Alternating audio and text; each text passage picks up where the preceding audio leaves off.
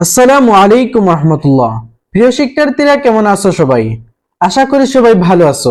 তোমরা অনেকেই জানো না কিভাবে প্রপার ওয়েতে ওএমআর শিট পূরণ করতে হয়। অনেক পরীক্ষার্থী আছে যারা ভালো পরীক্ষা দিয়ে এসেছে, কিন্তু যখন রেজাল্ট বাহির হয় তখন থেকে সে ফেল করেছে। এর একটাই কারণ, সে ওএমআর শিট ভালো করে পূরণ করতে পারে নাই। এই ওএমআর শিটে সামান্য একটু ভুল করলে, একটি ডিজিটে ভুল করলে সেই খাতাটি পুরো বাতিল হয়ে যায়।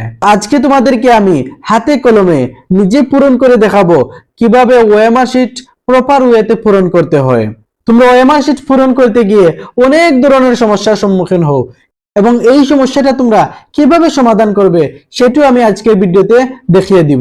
এমসিকিউ দাগানোর ক্ষেত্রে অনেকগুলো নিয়ম মেনে এমসিকিউ দাগাতে হয়, এবং সেই নিয়মগুলি কি কি সেটিও আমি এই ভিডিওর শেষ অংশে আমি তোমাদেরকে বলে দিব। তাই ভিডিওটি মনোযোগ সহকারে দেখতে থাকো। চলো শুরু করি। শুরু করার আগে তোমাদের কাছে একটি অনুরোধ, তোমরা যদি এই চ্যানেলে নতুন হয়ে থাকো তাহলে চ্যানেলটি সাবস্ক্রাইব করে রাখো। দেখো, তোমাদেরকে বোঝানোর জন্য, জাস্ট তোমাদেরকে বোঝানোর জন্য আমি একটি ওএমআর শিট নিয়েছি। দেখো একটু। প্রথমেই তোমাকে বলা হয়েছে এই বক্সের মধ্যে কোনো দাগ দেওয়া নিষিদ্ধ, অর্থাৎ এই উপরে যে বক্সগুলো আছে সেটাতে তুমি কোনোভাবেই দাগ দিতে পারবে না। বুঝতে পারছো? তারপরে বলা হয়েছে অবশ্যই কালো কালির বল পয়েন্ট কলম দিয়ে বৃত্ত ভরাট করতে হবে, অর্থাৎ তুমি কালো কালির বল পয়েন্ট কলম দিয়ে তুমি এই বৃত্তগুলি ভরাট করতে হবে। তুমি চাইলেই সেখানে পেন্সিল, কাঠ পেন্সিল বা জেল কালির কলম ব্যবহার করতে পারবে না। তোমার কাছে সাধারণ যে কলমটা আছে সেটি দিয়ে তুমি এই বৃত্তগুলি ভরাট করবে। বুঝতে পারছো? তারপরে দেখো, পরীক্ষা, তুমি কোন পরীক্ষা দিতেছো সেটা তোমাকে ভরাট করতে হবে। বুঝতে পারছো? মনে করো তুমি আলিম বা দাখিল পরীক্ষার্থী, তোমার সেখানে লেখা থাকবে দাখিল অথবা আলিম। মনে করো তুমি এসএসসি কিংবা এইচএসসি পরীক্ষার্থী, তাইলে তোমার এখানে লেখা থাকবে কি এসএসসি কিংবা এইচএসসি। তুমি যেই পরীক্ষার্থী হও না কেন, তুমি যে পরীক্ষা দিতেছো সেটা তুমি ভরাট করবে। বুঝতে পারছো? মনে করো আমি এখন এইচএসসি পরীক্ষা দিতেছি, তাহলে আমি কি ভরাট করব? এইচএসসি পুরোটা ভরাট করব। বুঝতে পারছো? পুরোটি ভরাট করব, করলাম। তারপরে আসো রোল নাম্বার। মনে করো আমি রোল নাম্বার ধরলাম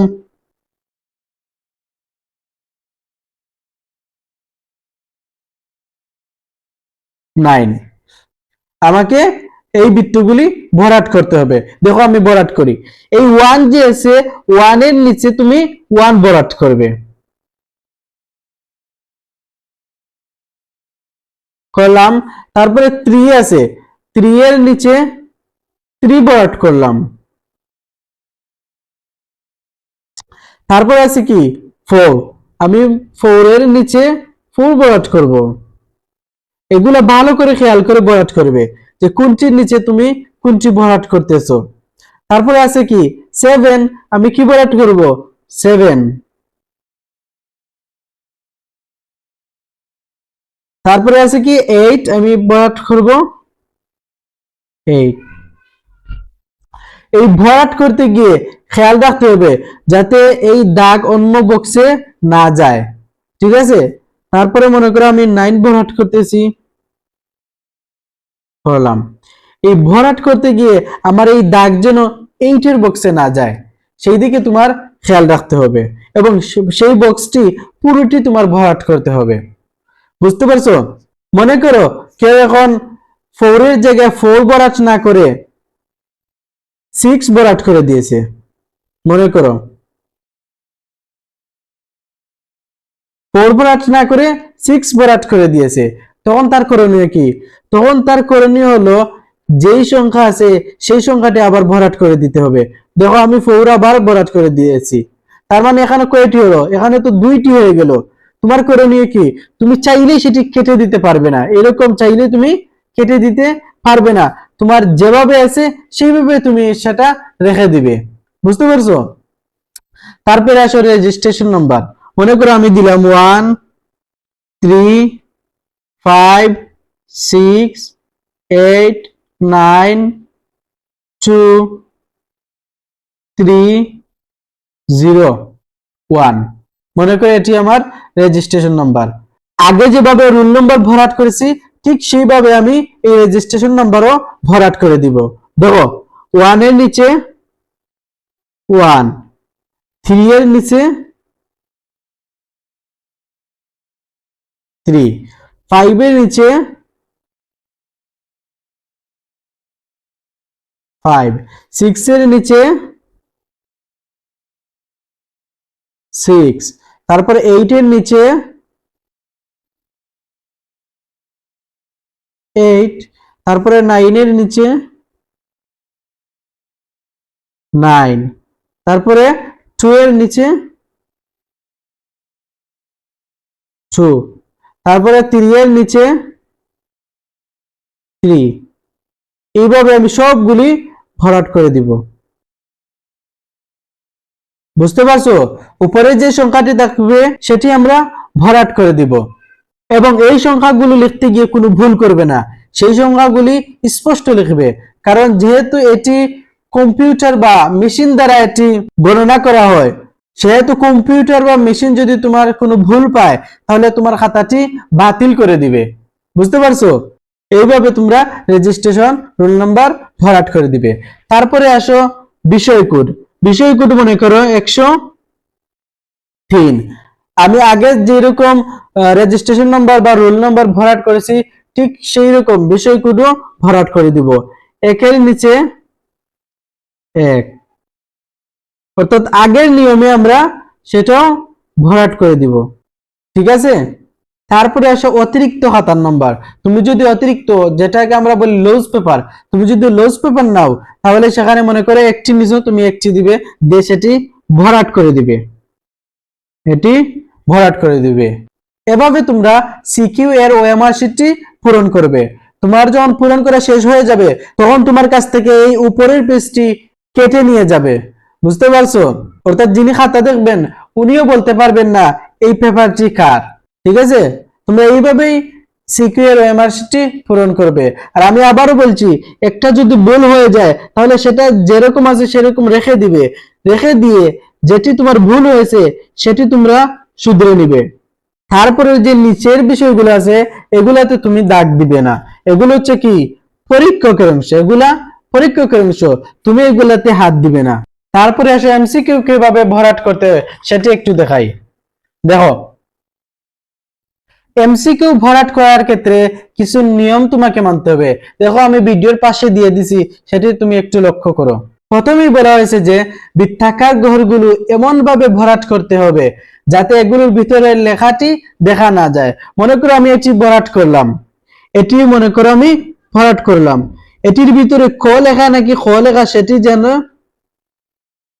দেখা না যায়, সেটা আমাকে পুরোপুরি ভরাট করতে হবে, এই কথা এখানে বলা হয়েছে। তারপরে বলা হয়েছে কিভাবে আমরা এমসিকিউ দাগাবো। মনে করো ওকে একজন এরকম দাগিয়ে দিল, তার সেটি ভুল। মনে করো কেউ এরকম দাগিয়ে দিল, তার এরকম দাগালেও হবে না, অর্থাৎ পুরো ঘর তোমাকে ভরতে হবে।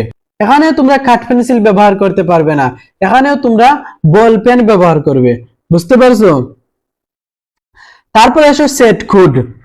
সেট কোড লেখার ক্ষেত্রে তুমি মনে করো পাইছো খ, তাহলে তুমি দাগাবে কি খ। মনে করো তুমি পাইছো ক কিন্তু দাগিয়ে দিলে ঘ, তাইলে তোমার এই পেপারটি পুরোটি বাতিল হয়ে যাবে, অর্থাৎ তুমি ফেল বলে গণ্য হবে। এক্ষেত্রে তোমার খুবই মনোযোগ দিয়ে সেটি ভরাট করতে হবে এবং তুমি কোন সেটের প্রশ্ন পাইছো সেটা তুমি আগে ভালো করে দেখবে, দেখার পরে আগে সেটি তুমি ভালো করে ভরাট করবে, সেখানে কোনো ভুল করলে হবে না। এজন্যই তো অনেক শিক্ষার্থী ফেল করে, কারণ কি ওরা পাইছে মনে করো খ, দাগিয়ে দিছে ঘ, সেজন্য তার পেপারটি পুরোটি বাতিল হয়ে গেছে। বুঝতে পারছো?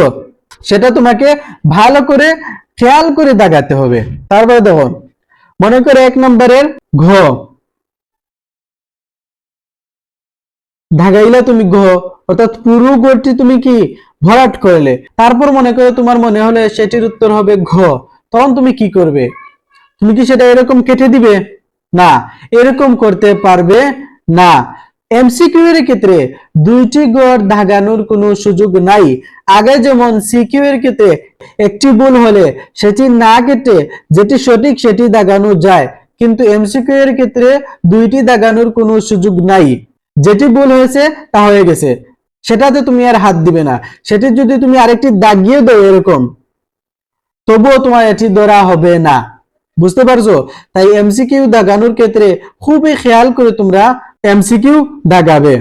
তারপরে দেখো রুল নাম্বার, এই যে আগে আমি যেমন লিখেছিলাম, মনে করে 1 2 3 4 5 6, এটা আমার রোল নাম্বার। আমি একের নিচে 1, এভাবে 2 এর নিচে 2, 3 এর নিচে 3, এরকম করে সবগুলোই আমরা দাগাবো। এবং তারপরে দেখো রেজিস্ট্রেশন নাম্বারের ক্ষেত্রে মনে করো আমার আগের মতো আমি মনে করো দিলাম এরকম, মনে করো এটা আমার রেজিস্ট্রেশন নাম্বার। আমি এইগুলো ভরাট করব, অর্থাৎ 2 এর নিচে আমরা 2 ভরাট করব। এইভাবে আমরা সবগুলি ভরাট করব। তারপরে আসো বিষয় কোড। যদি বিষয় কোড থাকে তাহলে তোমরা বিষয় কোডটি ভরাট করে দিবে। মনে করো এটি আমি ভরাট করে দিচ্ছি, ঠিক আছে? মনে করো আমি এটি ভরাট করে দিলাম। এরকম তোমরা ওএমআর শিট পূরণ করবে, এবং ওএমআর শিট পূরণ করার ক্ষেত্রে খুবই খেয়াল করে তোমরা সেগুলো ভরাট করবে। তোমরা জানো একটি ডিজিট ভুল হলে পুরো খাতাটি বাতিল হয়ে যায়, আর একটি খাতা বাতিল হওয়া মানে ওর পরীক্ষায় ফেল চলে আসলো, আর পরীক্ষায় ফেল চলে আসা মানে একটি বছর নষ্ট, অর্থাৎ আরো 1 বছর পরে তারপর আবার পরীক্ষা দিতে হবে, তোমার একটি বছর পুরোপুরি নষ্ট। তাই তুমি ওএমআর শিট দাগানোর সময় খুবই খেয়াল করে ওএমআর শিট দাগাবে। তো আজকের ভিডিওটি ছিল এই পর্যন্ত। তোমরা যদি এই চ্যানেলে নতুন হয়ে থাকো তাহলে চ্যানেলটি সাবস্ক্রাইব করে রাখো, এবং তোমাদের সব পরীক্ষার ফাইনাল সাজেশন আমার এই ইউটিউব চ্যানেলে আপলোড করা আছে, তোমরা চাইলে গিয়ে দেখে আসতে পারো। ধন্যবাদ।